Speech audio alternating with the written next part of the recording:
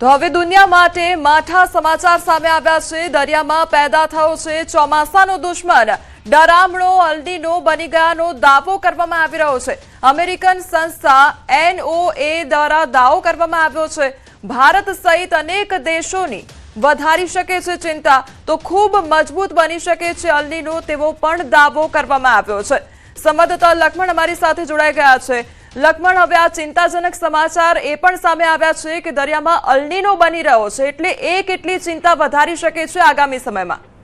જી બિલકુલ કોમલ, કે જે ડર હતો, જે છેલ્લા 1.5 મહિનાથી હવામાન વૈજ્ઞાનિકો અને હવામાન એજન્સીઓ જે અનુમાન લગાવી રહી હતી, જે વાતની આશંકા વ્યક્ત કરી રહી હતી, એ અલ્નીનો હવે પ્રશાંત મહાસાગરમાં વિકસી ચૂક્યો છે। અત્યાર સુધી અનુમાન એવું હતું કે જૂનના અંત સુધીમાં વિકસશે, પરંતુ અલ્નીનો અત્યારે પ્રશાંત મહાસાગરમાં સ્થાપિત થઈ ચૂક્યો છે। દરિયાનું તાપમાન છે તે સામાન્ય કરતાં ઊંચું જવાનું શરૂ થઈ ચૂક્યું છે।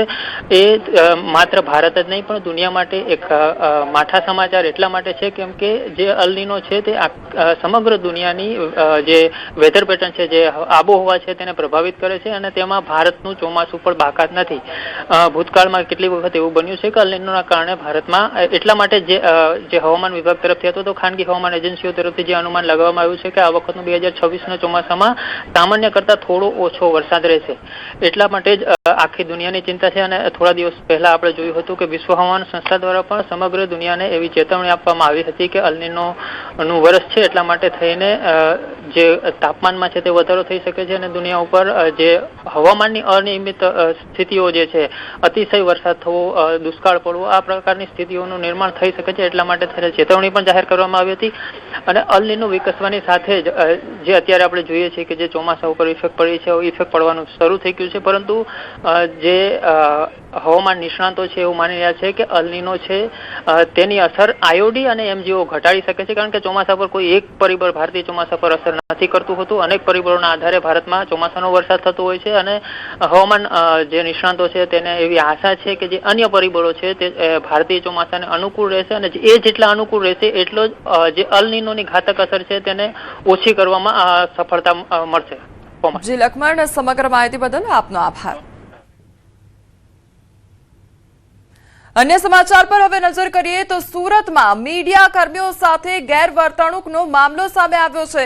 મીડિયા સાથે ગેરવર્તણૂક કરનાર લાલ ગેટના PSIની હવે બદલી કરી દેવામાં આવી છે। તો એસએ અંસારીની ટ્રાફિક વિભાગમાં બદલી કરવામાં આવી છે।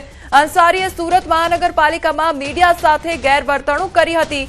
ગેરવર્તણૂક બાદ હવે ભારે હોબાળો મચ્યો હતો અને ત્યારબાદ હવે તેમની બદલી કરી દેવામાં આવી છે। તો સુરતમાં જે ડિમોલિશન મામલો છે તે વધુ ને વધુ ગરમાતો જઈ રહ્યો છે, ત્યારે હવે મીડિયા સાથે ગેરવર્તણૂક બાદ જે PSI છે તેમની બદલી કરવામાં આવી છે। સંવાદદાતા કીર્તેશ અમારી સાથે જોડાઈ ગયા છે। કીર્તેશ, જે PSI છે તેમના દ્વારા ગેરવર્તણૂક મીડિયા સાથે કરવામાં આવી, ત્યારબાદ તેમની સામે કેવા પ્રકારની એક્શન લેવામાં આવી છે?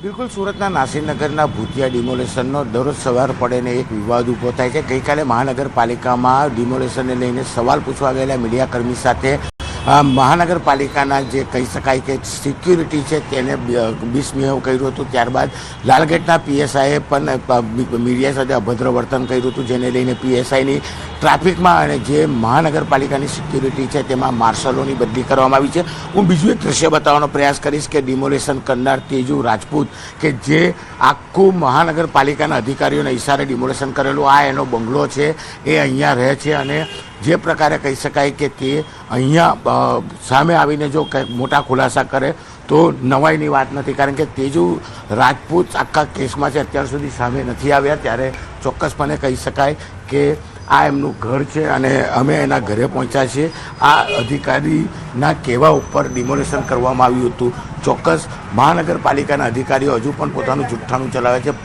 મનપા કમિશનર નાગરાજને ગઈકાલે બી કીધું છે અમે ડિમોલેશન નથી કર્યું, ત્યારે ડિમોલેશન જગ્યા ઉપર જેને કોન્ટ્રાક્ટ આપવામાં આવ્યો એ કોન્ટ્રાક્ટર તેજુ રાજપૂતનું આ ઘર છે, તેનું ઘરની અંદર બહાર કોઈ આવવા તૈયાર નથી, જવાબ આપવા તૈયાર નથી। એટલે કે આ તમામ જવાબો લેવા જ્યારે મીડિયા પહોંચી ત્યારે મીડિયા સાથે ગઈકાલે જે રીતે ગેરવર્તણૂક કરવામાં આવ્યું હતું અને સમગ્ર મામલે કહી શકાય કે 5 જેટલા માર્શલોની બદલી કરવામાં આવી છે અને આ સમગ્ર ઘટનામાં લો એન્ડ ઓર્ડર જાળવવાની જવાબદારી જે પોલીસની છે એ પોલીસે માર્શલોને અટકાવવાની જગ્યા પર મીડિયા સાથે કહી શકાય કે જે વર્તણૂક કર્યું હતું તેને લઈને પીએસઆઈને સસ્પેન્ડ કરવામાં આવેલો છે. શ્રીરામ લખેલું આ ઘર છે કે તેજુ રાજપૂતનું છે, તેજુ રાજપૂત છે કે જે આખા ડિમોલેશનમાં જી કીર્તેશ